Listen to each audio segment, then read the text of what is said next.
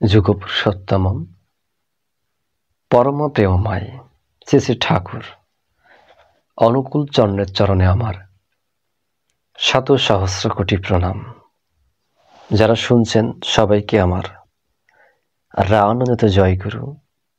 আশা করি সবাই ভালো আছেন। আজকের আলোচ্য টপিক, ভালোবাসায় সব হয়। আসলে কি হয়? ভালোবাসায় সব হয়। চিত্তরঞ্জন দাস পরমপিতার কাছে এসেছেন। দীর্ঘক্ষণ কথা হচ্ছে, হঠাৎ করে বলছে, ঠাকুর আমি আজকে উঠি, ঠাকুর আমার তার সময় নেই। ঠাকুর বলছেন, আর একটু বসুন না দাসদা। কিছুক্ষণ কথা হওয়ার পরই আবার বলছে, ঠাকুর আমি একটু উঠি, ঠাকুর। ঠাকুর বলছে, আরেকটু বসুন দাদা, আরেকটু বসুন দাসদা। একটা সময় চিত্তরঞ্জন দাস বলেই ফেলল, ঠাকুর আমাকে তো অমুক সভায় যেতে হবে, আমি ওখানে না গেলেই নয় ঠাকুর, আমাকে যেতেই হবে। এমন একটা মানুষ পাচ্ছে না ঠাকুর, যার কাঁধে আমার এই দায়িত্বটা কিছুদিন তুলে দিব ঠাকুর। ঠাকুর এই একটা কথা শোনার জন্যেই এতক্ষণ অপেক্ষা করছিল। পরমপিতা বলছেন, দাসদা আমিও তো তাই কই। এই এত বড় ভারতবর্ষে একটা মানুষ আপনি খুঁজে পাচ্ছেন না? স্বাধীনতা যে আন্দোলন আপনারা করছেন, স্বরাজ আন্দোলন, ব্রিটিশদের বিরুদ্ধে যে আন্দোলন করছেন, স্বাধীনতা পেলে এই ভারতবর্ষ দেখবি কে, চালাবে কে দাসদা? আমিও তো তাই কই। দীক্ষা, শিক্ষা, বিয়ে, এই তিনটা জিনিস আপনারা ঠিক করে দেন দাসদা। যদি বিবাহটা এখনো সঠিক করানো যায়, আগামী 20 থেকে 25 বছর বাদে কিছু ঝা চকচকে ছেলে মেয়ে জন্মগ্রহণ করবে। যাদের বিরুদ্ধে আপনারা আন্দোলন করছেন, ওই ব্রিটিশরা প্রথমে এসে কি করছে দেখছেন দাদা? তারা বিভিন্ন সেবামূলক প্রতিষ্ঠান খুলে বসছে,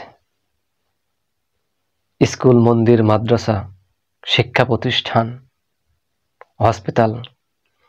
তারা বিনা পয়সায় এই চিকিৎসাগুলো দিচ্ছে এবং করছে। তারা তো এই ভারতবর্ষের মানুষের হৃদয়ে, মনের মণিকুঠায় এমনি এমনি জায়গা করে নেয়নি দাসদা। আপনারা যদি স্বাধীনতা অর্জন করতে চান, ওই ব্রিটিশরা যেভাবে আপনাদের দেশের মানুষগুলোকে ভালোবেসেছে, তার থেকে অন্তত একটু বেশি হলেও ভালোবাসার চেষ্টা করেন, যাতে করে ওই ব্রিটিশদের ভুলতে শুরু করবে। এটি ছিল ঠাকুরের বলা। তাহলে এই যে ভালোবাসা, ব্রিটিশরা যখন আমাদের এই ভারতীয় উপমহাদেশে আসলো, তারা কিন্তু প্রথমেই ফ্রিতে, বিনা পয়সায় আমাদেরকে চিকিৎসা দিত। আমরা যে চা খাই, এই চা কিন্তু একটা সময় ব্রিটিশরা ফ্রি খাওয়াতো আমাদেরকে।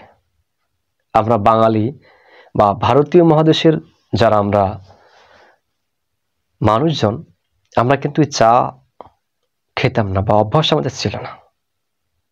আমাদেরকে কি করলো? প্রথমে ফ্রিতে খাওয়ানোর অভ্যাস করলো। আমরা খাওয়া শুরু করলাম। একটা সময় দেখা গেল অল্প পরিমাণে তারা পয়সা নেওয়া শুরু করলো।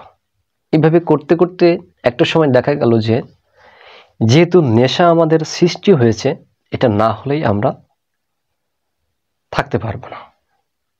তাদের নিকট থেকে আমরা ক্রয় করা শুরু করলাম। তাহলে দেখেন, আগে কিন্তু আমাদেরকে ফ্রিতে সার্ভিস দিয়েছে। এটি হচ্ছে ভালোবাসা। যদি ভেবে থাকেন যে ব্রিটিশরা আমাদের এই ভারত মহাদেশে এসে তাদের মতো করে আমাদের মনের জায়গা তৈরি করে নিল। এখন যে ব্রিটিশ বিরোধী যে আন্দোলন, স্বরাজ আন্দোলন, সেই আন্দোলনে যদি ভারতের মানুষজন সাকসেস হয়, একটা কথা আছে যে স্বাধীনতা অর্জন হচ্ছে, স্বাধীনতা রক্ষা করা কঠিন। তাহলে কিন্তু রক্ষা করাটা কঠিন হয়ে দাঁড়াবে। এটি ঠাকুরের যে মূল থিম, যে ব্রিটিশরা যেভাবে ভারতবর্ষের মানুষের ভেতরে জায়গা করে নিয়েছে, সেই জায়গাটা তার চাইতে একটি বেশি হলেও মানুষকে ভালোবাসেন। তাহলে দেখবেন এনারা আপনাদেরকে এমনি সাপোর্ট করবে, ভালোবাসবে।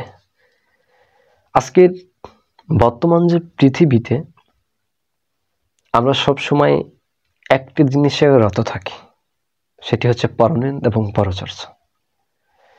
পরমপিতা কি বলছেন,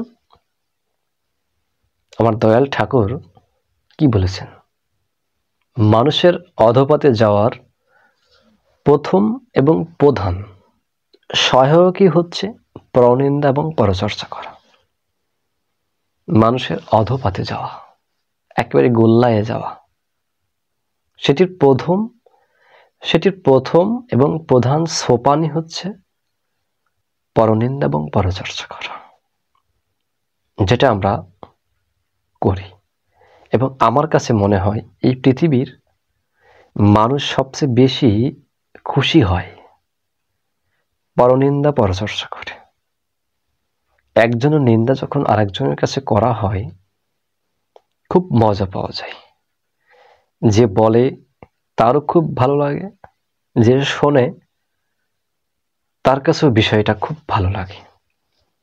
এই পরনিন্দা পরচর্চা ঠাকুর একেবারে নিষেধ করে দিয়েছে। মানুষের দোষ ত্রুটি থাকবে,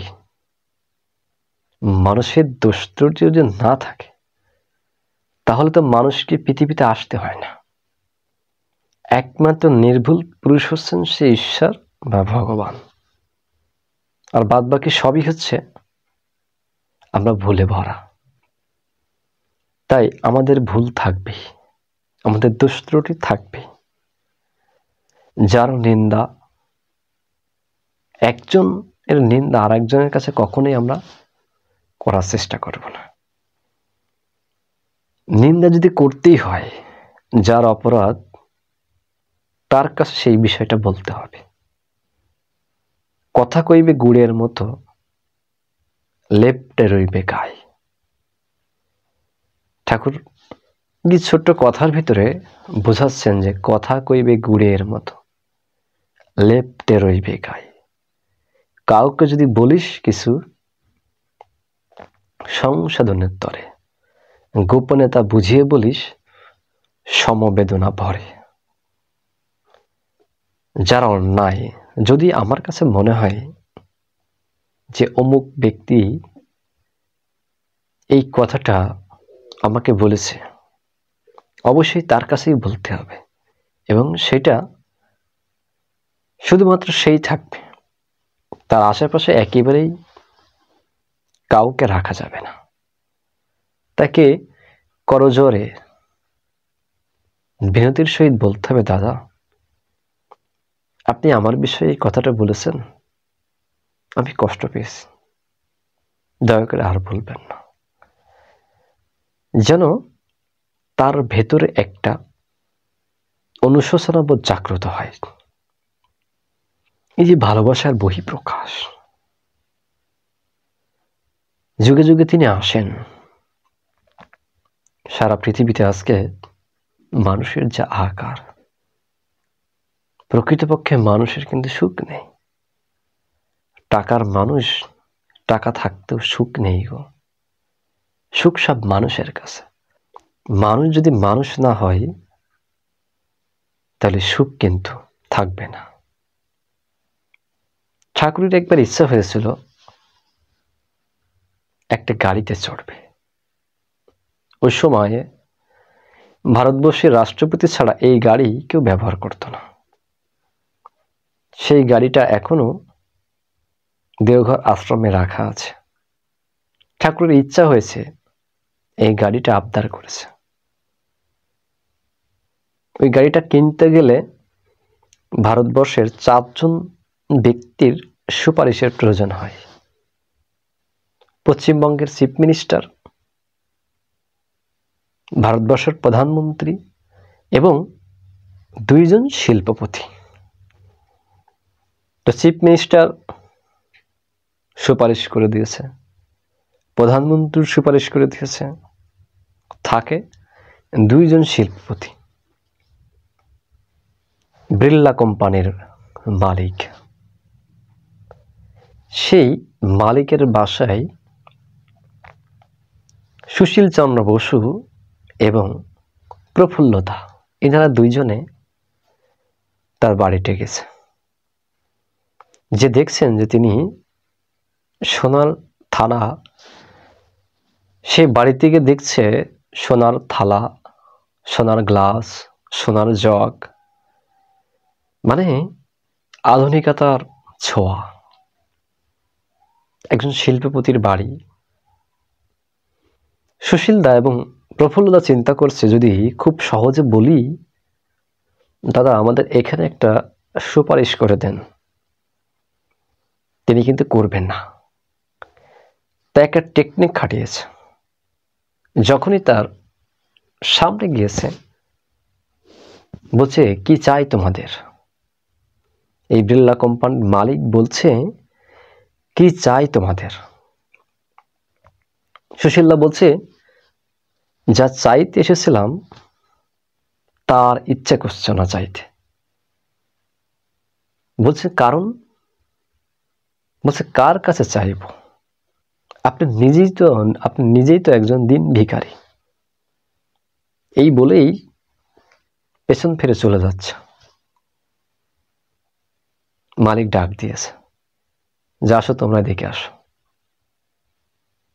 তোমরা দেখছো না আমার অনেকগুলো চাকর বাকর, এদেরকে কত মাইনে দিয়ে রেখেছি আমাদেরকে দেখভাল করার জন্যে। তুমি দেখছো এই যে সোনার গ্লাস, সোনার থালা, সবকিছু যে আধুনিকতার ছোঁয়া। তারপরেও তোমরা বলছো যে আমার জীবনে সুখ নেই। তখন সুশীলদা বলছে, আপনি জোর করে সুখ কেনার চেষ্টা করছেন। আপনি নিজেই দিন ভিখারি, আপনার কাছে চাইতে ইচ্ছা করছে না। তখন ওই ভদ্রলোকের চোখ থেকে টপ টপ করে জল পড়ছে আর বলছে, আসো আমার সামনে আসো, আমি তোমাদের সুপারিশ করে দিচ্ছি এবং আমি আরেকজন শিল্পপতিকে ফোন করে বলে দিচ্ছি সুপারিশ করার জন্য। তিনি তখন বলছে, তোমরা যে কথাগুলো বলেছো সবই সঠিক। একটু আগে যাকে দেখলে আমার ছেলের বউ, আমাকে খেতে দেয় না, আমাকে দেখে না, আমার স্ত্রী আমাকে দেখে না। এই যারা আমার আশেপাশে চাকর বাকর দেখছো, এক একজনের 50,000, 60,000, 1 লাখ টাকা করে মাইনে, এরাই আমার দেখাশোনা করে। তাই দেখেন, সেদিন কিন্তু সুশীলদা এবং প্রফুল্লদা, বিড়লা কোম্পানির মালিক, তার অনুভূতিতে আঘাত করেছিল। তিনি কিন্তু বুঝতে পেরেছিল যে আমার জীবনে অভাবটা কোথায়।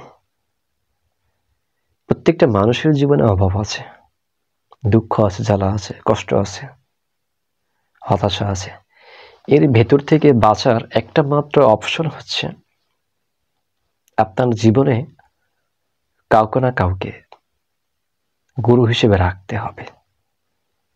সেটা অবশ্যই যুগোপযোগী গুরু হলে সবচাইতে বেশি ভালো হয়। এ যুগের যুগপুরুষোত্তমম পরম প্রেমময় শ্রী শ্রী ঠাকুর অনুকূলচন্দ্র। আপনি বর্তমানকে যদি ধরেন, গ্রহণ করেন, রামকৃষ্ণ, বুদ্ধ, যিশু, মোহাম্মদ, শ্রী চৈতন্য, রামকৃষ্ণ ঠাকুর, কাউকেই বাদ দেওয়া হয় না। সবাই ভালো থাকবেন, সুস্থ থাকবেন, এই প্রত্যাশায় আজকের মতো বিদায়। জয় গুরু, বন্দে পুরুষোত্তম।